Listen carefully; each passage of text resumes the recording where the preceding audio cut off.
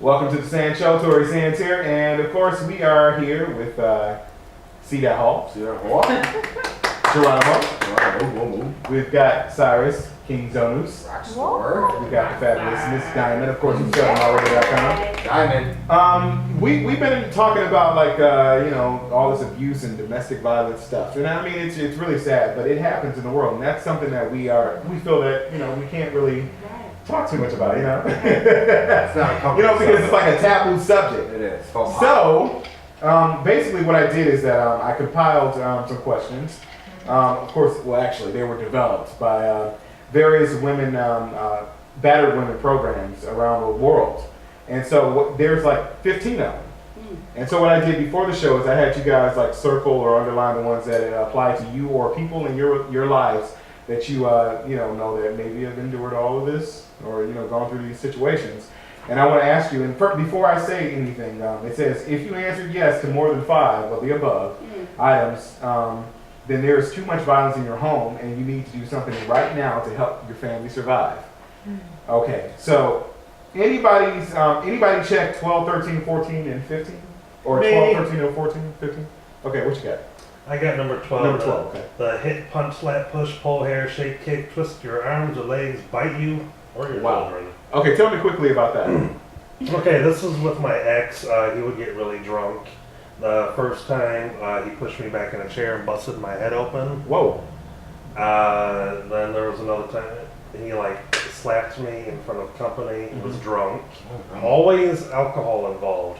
Called the cops on him a total of 2 times.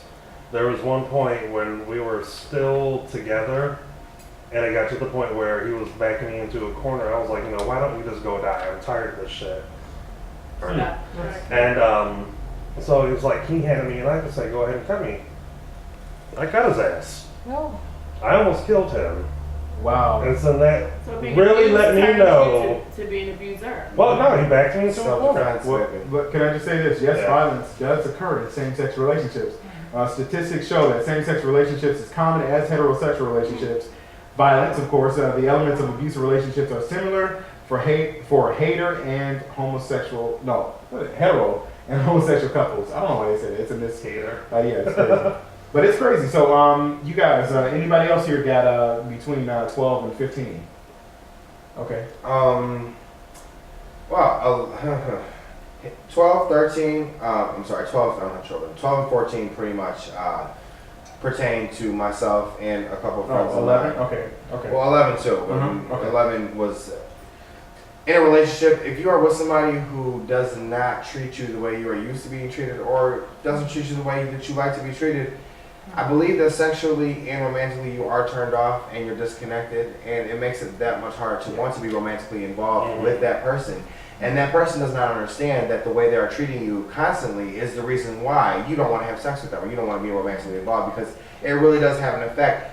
The negative things they say, the way they come at you, the stuff that people says period on a daily basis, whoever they are to you, really does have an effect on your entire being and how you operate and how you think about things. And sometimes you won't even know it's happening. The abuse, the physical abuse, the mental abuse, the emotional abuse. Of course you'll know the physical abuse is happening, but the emotional and mental, well, sometimes they won't hit you until you really hit rock bottom. I've hit rock bottom, and I've realized, oh my God, what did I do? And see, people let it happen. People let it happen. It's not that people enforce, it's people let it happen. I let it happen to myself.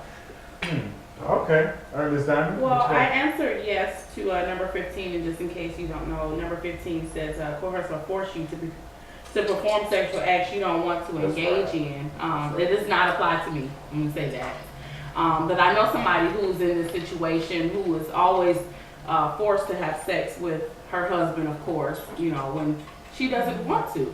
I mean, we could be in the midst of a party or, hanging out, and, he may even do number 11, grab her, punch her, grab her by the arm or something like that, and dip off. And then she's like, oh, my husband's so funny, they'll dip off, and, he'll make her perform different sexual acts on him. And then they'll come back. Yeah, and they'll come back. And just because you're married is not, it's still considered rape. Right. If you do not want to have sex, that is rape. You are raping somebody. I don't care if you're married, if you're engaged, you are still raping that person if you do not want to engage in sexual acts with you. I'm sorry, go ahead. No, but that's just all I was going to say. I know somebody in that situation, and again, I can tell her time and time again, oh, you shouldn't be with him. I don't, but I'm not going to, because she's gonna continue to go back with him, and then that's gonna turn her against me. Exactly. So I don't give her that kind of advice. You know, she knows that she's being abused. She knows that he is verbally abusive. She knows that he's physically abusive. And, but yet she still stays. You know, she has contracted STD from him and everything, but she's sticking with him because, oh, he married me, and, you know, he said, I do. But to be completely honest, that's nobody's fault but her own. Bringing, you know, diseases to the relationship and abuse, to me, means I don't. That's true. Definitely. See, Holly, you got anything over I would say number 12 was hit, punch, slap, push, pull your hair, shake, kick, twist your arm or leg, spite you or your children. Just thinking back on it, I would just say a friend of mine, her boyfriend did this to her. He basically pushed her and choked her, only because he found text messages of hers. But he was doing the exact same thing that she was doing, and they weren't even in a relationship. So that was just like, I don't know what you would call it, contradicting. That's something that you don't need to get into. Right. It was like contradicting one another, you know, like he was doing the same thing, but she felt that he was doing the same thing, but he just went ballistic when he found text messages. He shouldn't have went through her phone. That's how I felt. So yeah, don't dig for dirt unless you want to find it. Mud. No, it's not even that if you want to find it, it's if you can handle what you find. Yeah. Well, I mean, you guys know there's a whole list of reasons. You know, of course, people don't know that they're in abusive relationships, but at the same time, it's crazy. Like people that have to know where you are all the time, constantly accuse you of being unfaithful, discourage your relationships with your friends and your family, want you to stop working or attending school, criticizing you for little things, anger easily, especially when drinking or using drugs, control, of course, all the finances and make you account for every penny you spend, refuse to keep a job or force you to pay all the bills, humiliate you or insult you in front of others, and destroy your personal property or sentimental things, of course. And, you know, like there's demanding sex even when you don't want it. You know, the hitting and the punching and slapping and biting and all that other stuff and threatening to hurt you or your children. Which is not okay. It's not okay. And even flashing a weapon, in front of you and your children. That's not and okay. I recall that a long time ago. I don't really want to go into it, but I recall that back when I was a kid, how that happened with my mom and my stepfather. A long time ago, back in the 80s, where there was a gun waved in front of my face. You know, because I'm not really sure of the circumstances or whatever, but it was it's something that always stuck with me. Messes with your head. You know, I just have and I'm sorry to cut you off, but I have a quick question. I see a lot of women that say, oh, I gotta have this from my husband. I don't want him to find out that I just bought these new pair of shoes. Is that a form of abuse as well? Because control. It's a form of control because, you see a lot of women that probably don't have jobs, and they're living off of their husband's wages and they're using a platinum and black card. It's hard out here. And you saying, hey, I'm gonna hide my shoes in the car it's until my husband go in the house. Sometimes those shoes are not important when you have DTE knocking on your door, calling you all the time. So sometimes going out spending $130 on a pair of boots to look fly for somebody else instead of your husband is not important. All right.